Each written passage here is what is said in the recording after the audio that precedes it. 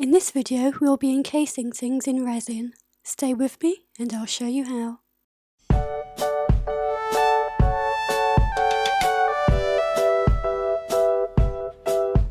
I've made a selection of creatures using wire, beads and shell.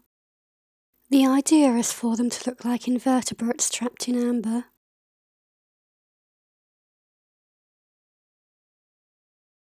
We have our mould trays on a level surface so that the resin pours evenly. And we want to make sure that our moulds are clean and free of dust and hair.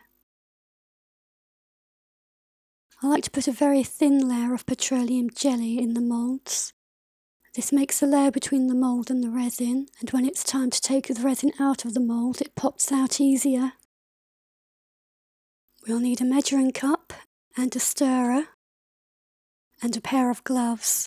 You might also want a mask, and you'll need to open all windows and doors as you need to work in a well-ventilated area. The resin comes in two parts, a resin and a hardener. They're usually mixed in a ratio of 1:1, however it may differ with different resins, so make sure you check the instructions. We pour our resin first. I'm pouring up to the first line of my mixing cup. Then we add the same amount of hardener, filling up to the second line on my mixing cup.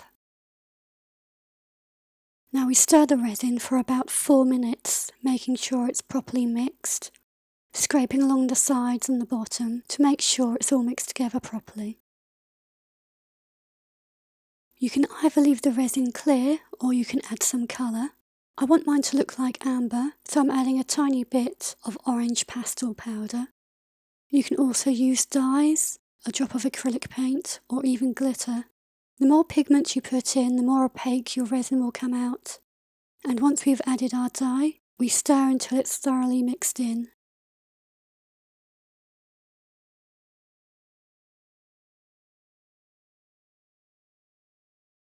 Now we're ready to pour. We pour a drop of resin into each mould, pouring up to the brim.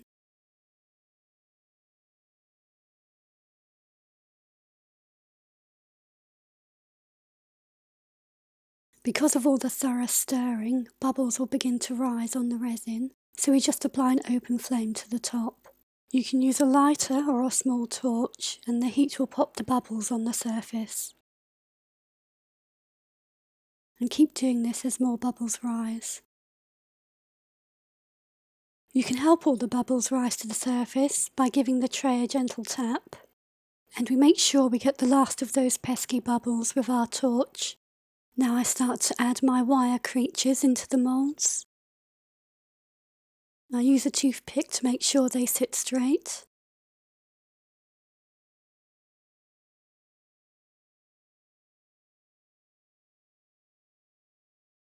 And when all my creatures are in place, I top up each mould with a little more resin, so that it domes neatly on top. And we tackle that last layer with our torch to pop all the bubbles. We can wipe down our cup and stirrer so that we can use them again. We need to cover our moulds to protect them from dust as they cure. I put them inside a cardboard box and close the lid. They'll be hard within 24 hours and fully cured in 72 hours. So now we just have to wait.